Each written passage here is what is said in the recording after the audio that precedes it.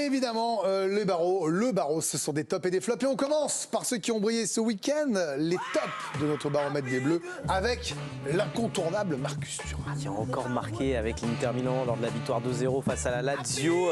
Regardez ce qu'a écrit sur lui la Gazzetta dello Sport. Une furie, un aimant sur le pied qui contrôle tout, un moteur dans les jambes qui l'envoie partout. L'Inter en première période, c'est lui, le but et juste une récompense. Il a eu 7,5 sur 10 dans la Gazzetta. Une furie, un aimant sur le pied, c'était Écoutez, en Italie, ils sont comme ça. C'est la notation italienne. Regardez un petit bilan quand même de cette adaptation express en Serie A de Marcus Thuram. 7 buts, 9 passes décisives. C'est décisif contre tous les gros, la Juve, Milan, Naples, Fiorentina, Rome et la Lazio. Jérôme, on se disait, c'est sans doute le bon choix. Mais alors, c'est plus qu'une révélation. Là, il passe un cap. Là, il passe un cap. Ouais. Il passe un cap sur les gros matchs. Vous verrez, bientôt, il passera un cap en bleu. Je pense que le jour où Olivier Giroud arrêtera, ne nous posons plus la question numéro 9 en bleu dans l'après-Giroud, qui arrivera quand même un jour ou l'autre. Hein. On ne sait pas. Ouais, quand même. Ouais. Ça sera lui. Ouais. Arrêtons d'imaginer Mbappé en 9, Colomani. Au niveau de Thuram, il n'est pas invité.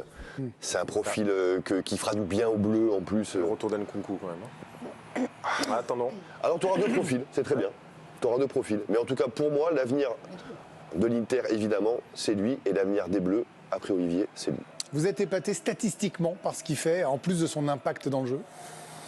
Pas que statistiquement, je suis épaté par la lucidité du garçon. Non, mais on disait qu'il marquait pas assez en Allemagne, rappelez-vous. On disait il a 10-11 buts, c'est pas assez pour un joueur de son niveau. Ouais, mais il faut dire qu'il est bien servi du côté de l'Inter aussi, donc il fait un énorme travail, mais moi je suis plutôt sur la lucidité et le choix de carrière.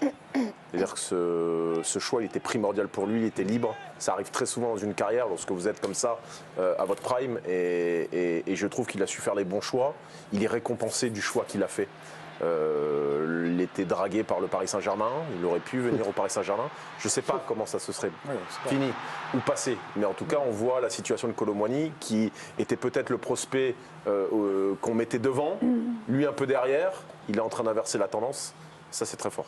On va enchaîner avec notre double top, et c'est aussi un joueur qui joue en Italie, à Milan, mais pas dans le même club, c'est Mike Maignan, Raphaël. Il a été très intéressant, une nouvelle fois déterminant avec l'AC Milan, lors de la victoire 3-0 face à Monza, un match sans encaisser de but, 4 arrêts, 2 sorties gagnantes, et la note de 7 sur 10 dans la Gazzetta dello Sport.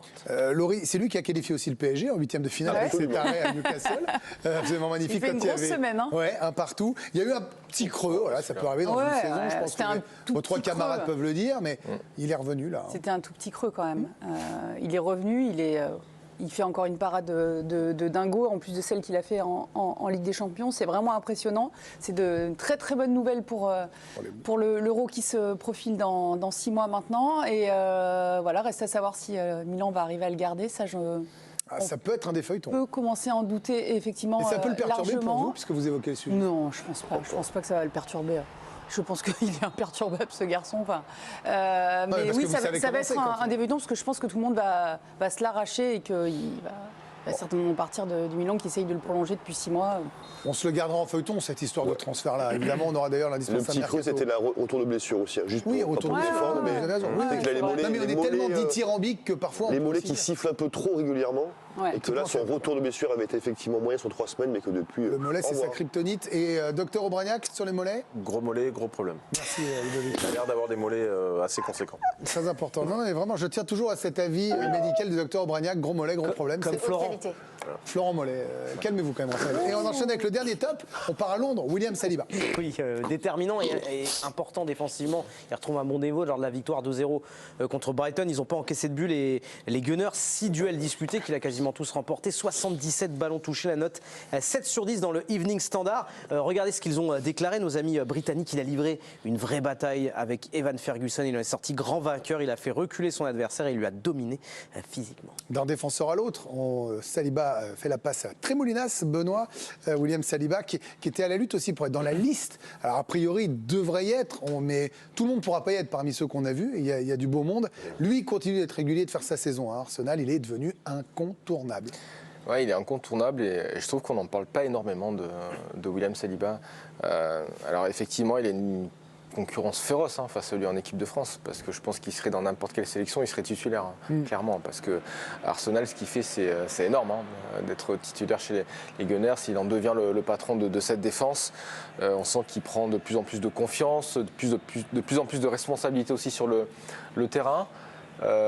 C'est aussi un garçon qui est assez discret, je trouve. C'est pas quelqu'un qui fait de grandes frasques médiatiques. Peut-être que c'est pour ça aussi qu'on parle pas souvent de lui. Après, nos défenseurs centraux sont plutôt calmes médiatiquement, que ce soit Konaté ou Pamecano ou lui. On n'a pas des foufous en termes de réseaux sociaux. Oui, bien sûr, mais c'est vrai que télé. J'ai l'impression que comme ceux d'avant ont éclaté avant lui, on l'oublie un petit peu. Bien sûr. Voilà. Donc par moment, il va falloir essayer de trouver l'équilibre et de voir si Saliba peut peut-être jouer à la place de Pamecano, de Konaté, on ne sait pas, parce que ce qu'il fait à Arsenal, c'est quand même grandiose.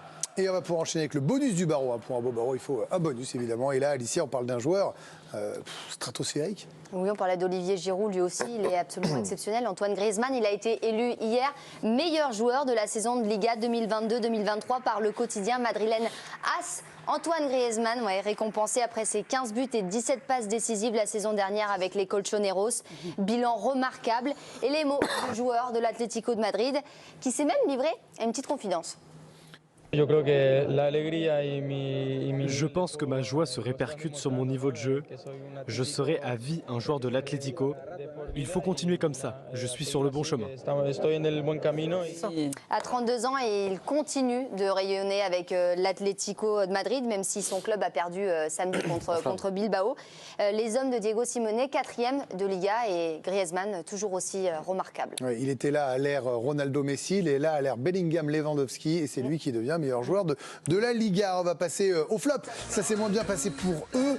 Alors il a tenté, et visuellement on pourrait croire que c'est un bon match, mais il a eu 4 dans l'équipe, c'est Dembélé. Toujours d'efficacité, Ousmane Dembélé avec le PSG lors du match nul, un but partout contre le LOSC, 2 tirs mais aucun cadré. Il a tout de même réussi 3 de ses 5 dribbles. Il a centré, c'est le plus haut total du match. Et il a perdu 22 ballons, mais c'est le jeu bien évidemment prôné par Ousmane Dembélé qui vaut cela. Il a eu la note de 4 sur 10. Alors pourquoi cette note? Regardez ce qu'on a justifié dans le journal de l'équipe. Il a fait des ravages par ses accélérations en première période, mais ça n'a jamais apporté de danger faute de bons choix. Il rate le cadre sur un caviar de Lille à la 21e. Il a manqué de précision et plongé en seconde période. Et vous le savez, régulièrement, que ce soit ici Ludo par exemple ou Jérôme, ils sont au bord terrain, ils voient les matchs. Vous y étiez, Jérôme. Oui. Le truc, c'est qu'on n'a pas le même sentiment parfois sur les notes que nos confrères qui sont directement au stade. On s'est écharpé en Ligue des Champions sur les notes du PSG. Ah, oui. Là, sur Dembélé, moi, le 4, je me dis, puis quand je vois tout ce qui a été dit, finalement, je me dis qu'en termes d'occasion, de centre, ça peut s'entendre. Vous avez aimé son match? Alors, je ne mets pas 4, en tout cas. Mais encore une fois, c'est toujours pareil. On en parle souvent avec les copains qui notent, et je sais que c'est compliqué. C'est très compliqué. Beaucoup de joueurs à noter. Et moi, c'est vrai que je focus un peu sur Ousmane en ce moment, parce qu'on a tellement été, enfin en tout cas moi, tellement été dur, mais je pense juste août, septembre et même mi-octobre, où je trouvais ça pas suffisant. Il faisait que repiquer à l'intérieur, il n'utilisait pas ses qualités, il faisait pas mal. Moi, je trouvais qu'il a fait mal à Lille quand même. Ouais. Alors, les gens disent, ouais, mais il essaye. Mais là, il a vraiment essayé à Lille. Il a fait un match généreux, j'ai trouvé beaucoup de courage. Alors oui, dernier geste. Mais on découvre ça. Ousmane Dembélé dans le dernier geste, alors là on voit. Mais c'est là qu'il perd des points en fait. Il tente, il rate et du coup ça lui fait perdre des points. C'est pour ça que ça m'intéresse. On pourrait valoriser la tentative plutôt que les gestes. Ça m'intéresse de le prendre dans les flops parce que c'est un petit flop pour moi. Oui, c'est un flopounet. Non mais voilà, c'est un flopounet. Mais vous savez qu'on a du mal à trouver des flops dans nos bleus qui brillent cette saison. Votre flop, il est par le biais de la note aussi beaucoup. C'est totalement le biais de la note. Parce que pour tout vous dire, si on n'avait pas regardé la note, c'est pour ça qu'on a été suffisamment parfois. Pas dur, je trouve, mais où je pense qu'on l'a jugé à sa juste valeur et on attend toujours tellement de ce joueur. C'est ça. Qui est un joueur à part, qui n'est pas blessé, enfin là pour le coup oui, mais qui n'a pas été blessé pendant 4 mois. Il ne jouera pas demain contre Metz. 4, 1, 2, 3, 4, 4. 4 mois. Non, moi je trouve que c'est un match qui vaut la moyenne. On va pouvoir enchaîner avec le double flop et c'est Jules Koundé, Raphaël. Oui, positionné en défenseur central face à Valence, le match nul, un but partout. Marca, regardez ce qu'ils ont déclaré, nos confrères espagnols, il a joué défenseur central, là où il se sent le plus à l'aise, mais n'est pas à son meilleur niveau et ça se voit, il ne dégage pas beaucoup de confiance et un peu hasardeux sur certaines actions. Et c'est vrai que le mois de décembre de Jules Koundé, il est un petit peu plus compliqué. Il avait été plus séduisant au mois de novembre. Des notes en dessous de la moyenne lors du match de Ligue des Champions face à Anvers, 4 sur 10. Et puis même face à Girone, il n'avait pas été bon également. Et oui, le problème, c'est que ça ne gagne pas. Il y a une boulette même contre Girone. Oui, exactement. Il y a la défaite à Antwerp. Il y a là à nouveau. Alors qu'il joue en défense centrale. Il est un coup flop, un coup top. Qui est clairement son meilleur poste. Oui, bah, c'est toujours le succès passe par aussi la régularité. C'est un joueur qui a beaucoup à faire à ce niveau-là. Je crois qu'il dépend aussi beaucoup de son équipe. Le Barça est moins bien. Et donc, ils sont un peu plus exposés, on va dire. Ils défendent beaucoup moins bien. Après, moi, j'ai une autre analyse, mais vous savez aussi qu'elle est parfois... Moi, j'associe beaucoup à ce que tu fais sur et en dehors du terrain. Je trouve qu'en ce moment, il est beaucoup dans la mode. Mais il a été élu footballeur le plus chic, là. Voilà. Je trouve que tu Mais bon, perds. ça, bon. Je pense que tu perds une énergie regardez, vous parfois. faites une passe décisive à Alicia. À aller dans des défilés, aller dans des trucs, aller voilà.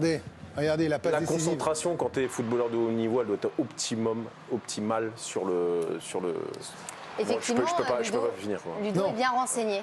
Il est très très bien renseigné. Finissez Jules pas. Koundé, En sacré. termes de mode, je suis là. Oui, c'est ça, ça doit être ça. Sacrée personnalité, la mieux habillée de l'année 2023 par la revue britannique Outlander Magazine ce week-end, 2 semaines après avoir remporté la médaille du meilleur look aux hommes de l'année par le magazine GQ. Donc là, on les enchaîne, les. Ouais, mais ça, c'est des récompenses, il est stylé, quoi. Un aperçu Bah de ouais. quelques-unes de ses tenues. Tu as des récompenses, Parce que tu es c'est invité à défilé venir de les mode, hein. recevoir. Il y a Alicia, Regardez, qui, parle, il y a Non, Alicia mais- qui parle là. Ah merci Laurie, ça t'embête pas Ludo. J'ai fait une Bah non, sélection mais- de quelques Pose une looks. question. C'est magnifique. Parce que c'est défilé de mode à chaque arrivée au stade. Ah là, Le là, défenseur. là, Vous l'aimez moi, bien celle-là? Ah ouais. Moi j'adore vous ces irait tenues. bien, Moi, je Ouais. trouve ça très sympa. Moi, C'est j'adore, très, hein. très rafraîchissant. Et j'ai envie de poser la question à Benoît, La qui est la tablette marche fashion bien, hein. victime Ouais. de l'équipe. C'est notre de- référent. Ouais, c'est une fashion victime de l'équipe de Greg. Benoît, ton avis sur Jules Koundé? Là, Jules Koundé, c'est très pointu. Hein. Pointu, c'est Oui, c'est Je ne vrai. sais pas si moi je le mettrais, si ça m'irait comme lui. Et Ludo? Mais après, je suis. Non, Ludo, c'est sûr que non. Ludo, il est team polo. Non, Greg, juste pour terminer, Pourquoi je suis pas certain que ce que dit Ludo, je suis pas forcément d'accord. Moi, je pense qu'en fait, la vraie réalité du Barça, c'est que lorsque le Barça a moins la main mise sur le ballon, ils sont à chaque fois en 2 contre 2 ou en 3 contre 3 défensivement. Et c'est très compliqué d'être défenseur du Barça quand vous êtes dans moi, des je Je voudrais pas en situations. rajouter, mais j'ai souvent eu raison ces derniers temps. Je suis pas du tout d'accord avec Ludo non plus. Attends, on a la Comme chance Harry d'avoir Kane. un garçon qui s'intéresse à des choses, qui est ouvert, qui est un garçon intéressant, parce que quand il s'exprime, c'est hyper intéressant. C'est au contraire, c'est une richesse. Pogba je aussi a trouve. fait ça, et d'autres. et- Oh là là, non mais stop, mais quelle mauvaise foi. Ben, je vous le dis, vous perdez de l'énergie, allez recevoir des prix, allez à tel truc, à tel. Mais c'est parce soirée. qu'il est jaloux. Non, je ne suis pas jaloux. Je dis juste que c'est un garçon que j'aime beaucoup et que. Ah bah, qu'est-ce que ce serait si vous football- l'aimiez pas, hein Le football de très haut niveau demande une attention particulière, donc tu peux pas te disperser. Et on termine avec le triple flop qui est Jean-Claire Todibo. Oui, lors de la défaite de Nice face au Havre 3-1, un carton rouge, encore la note de 2 sur 10 dans le journal de l'équipe et encore un carton rouge puisqu'il a reçu 3 cartons rouges depuis la saison dernière. Aucun joueur de Ligue 1 ne fait pire. On va écouter son capitaine et compagnon en défense centrale, Dante, qui tente de le défendre. Il a senti de suite que dès qu'il a pris un coup, il s'est blessé. Et c'est pour ça, autant d'énervement, apparemment, le joueur d'Havre, il a dû dire quelque chose, qu'il n'a pas été content. Après, il y a toute une frustration. Ce sont des choses qui arrivent avec n'importe quel joueur.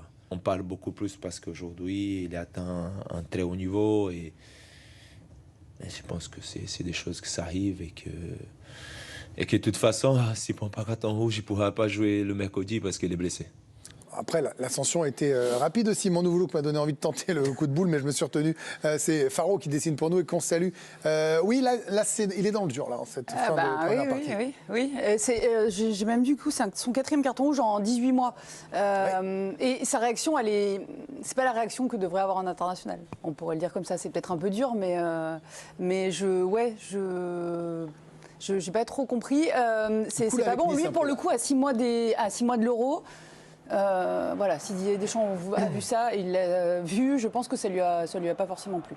Vous êtes d'accord avec Laurie? Oui, mais je sens surtout aussi que quand il ne maîtrise plus rien, ça devient compliqué. À l'image de sa boulette face à Nantes, où après il avait eu 30 minutes très compliquées.